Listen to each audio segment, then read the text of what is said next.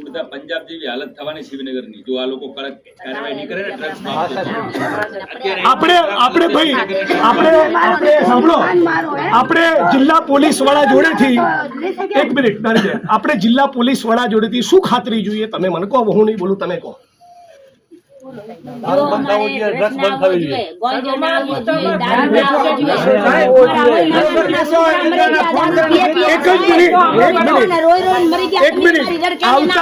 આવતા 30 દિવસ એક મિનિટ ભાઈ આવતા 1 તારીખે હું ફરી આટો મારીશ અને 6 ડિસેમ્બરે બાબા સાહેબ આંબેડકરની નિર્વાણ દિવસ છે, મૃત્યુતિથિ, એ દિવસે હું ફરી આવીશ.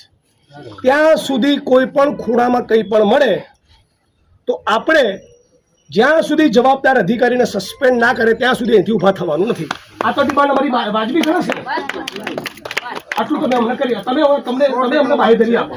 100% વાત છે. છેલ્લા 1 માસમાં મેં આપને કીધું મારી પાસે રેકોર્ડ ઉપર માહિતી, આ બહેનો તમે મારી પાસે પહેલી વાર આવ્યા છો, બરાબર? શિવનગરમાં 100% તમારી જે કાંઈ પણ રજૂઆત હશે, ભાઈઓની જે કાંઈ પણ રજૂઆત હશે, 100% 110% કામગીરી થશે. એમાંથી કોઈ પણને છોડવામાં નહીં આવે. જરૂર પડશે તો હું જાતે આવીશ, બરાબર?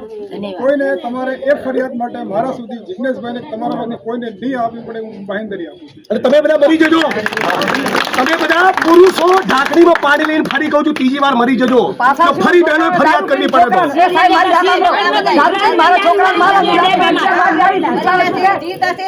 મને શું અમારે 50,000 રૂપિયા દીધા, તમારો છોકરો શું કરશે? તમારે 50,000 રૂપિયા અમારા છોકરાને મારો બાઈક ભાંગો, મારો ફોન ભાંગો, હું અહીં આવી રાતના 1 વાગ્યા સુધી બેઠી, મારા છોકરાને મારો, હું વિધવા બેન છું, મારા છોકરાને મારી નાખો, મારા છોકરીને કારો હાથ કેળો, હું ઘરે કરી આવી કેમ નહીં પૂછાર છું કે અહીંયા તો 50,000 રૂપિયા 50,000 50,000 નથી પડતા.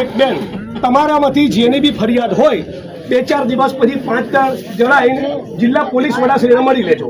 મારી વાત સાંભળો, હું શિવનગરમાં જાતે આવીશ, તમને મળીશ, બરાબર?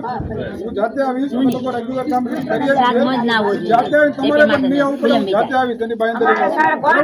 અને ઘણી ધમકી દે, ઘણી દારૂવાળા ધમકી દે, શું કે અમારા શંકરભાઈ ચૌધરી ચોડાવી નાખે.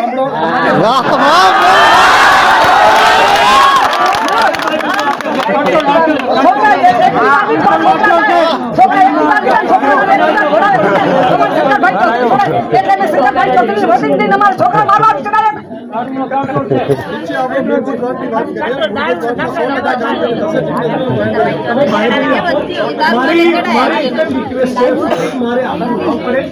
ફરી બહેનો ફરિયાદ કરવી ન પડે એવું કરીને તમે થરાદ પોલીસ સ્ટેશનની અને જિલ્લા પોલીસ વડા તરીકે તમારી બધું ઉજળી કરો એવું અમે ઈચ્છીએ છીએ. અને બધા 1 મિનિટ 11 વાગે રાતના બેઠા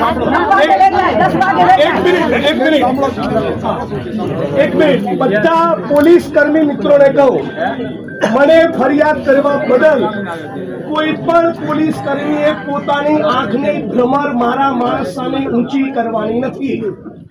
શું કહું છું, તું તારી બદતમીજી કેસમાં ફસાવાની વાત તો ભૂલી જજો. આંખની ભ્રમર ઊંચી કરી તો તમે છો ને હું છું. મારે જગતનું કોઈ કામ નથી લડવા સિવાય.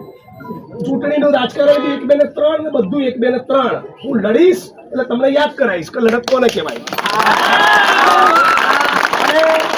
અને તમે પણ આ 1 મહિનાની અંદર સજડબમ ચોખ્ખું ચણાક ના થાય તો આનાથી 5 ગણી સંખ્યામાં 5,000 માણસો લઈને આવવાનું છે. એની તૈયારીમાં તમે રહેજો. અને એ વખતે તમે તૈયારીમાં નહીં હો તો ફરી મને યાદ કરતા નહીં, હું નવરો નથી, બરાબર? આટલું કીધું છે તો આપણે વિનંતી કરીએ, અમે રજા લઈએ છીએ એ અપેક્ષા સાથે કે ફરી અમારે આવવું નહીં પડે. દારૂ વેચે સાહેબ બંગલા બનાવ્યા, બંગલા. અને 1 મિનિટ ભાઈ 1 મિનિટ, હવે પોલીસને જે કહેવાનું તું કહી દીધું તો તને સાંભળો. 1 મિનિટ, મારી સોસાયટીમાં કોઈ દારૂ વેચતું હોય તો મારી બુદ્ધિ ભ્રષ્ટ થઈ ગઈ છે કે હું લેવા જાઉં? કોઈ ઝેરની દુકાન ખોલે તો લેવા જાવ છો? એ પોલીસ ને જયારે કહું છું ત્યારે તમને મજા આવે છે. દારૂના અડ્ડે એમને ચાલે, તમે પીતા નથી? બોલો. ગાજો પીનારા ડ્રગ્સ લેનારા માણસો ના હોય તો કોઈ વેચવા આવે? તમે સાંભળી લો 1 મિનિટ, તમે તમારા છોકરાઓને બી રેડી કરો. બરાબર, જો ડ્રગ્સ એટલું ખતરનાક વ્યસન છે ને, પોતાની માની ગળાની ચેન લોકો તોડી લઈ જાય છે, થોડી મારી નોખે બરાબર.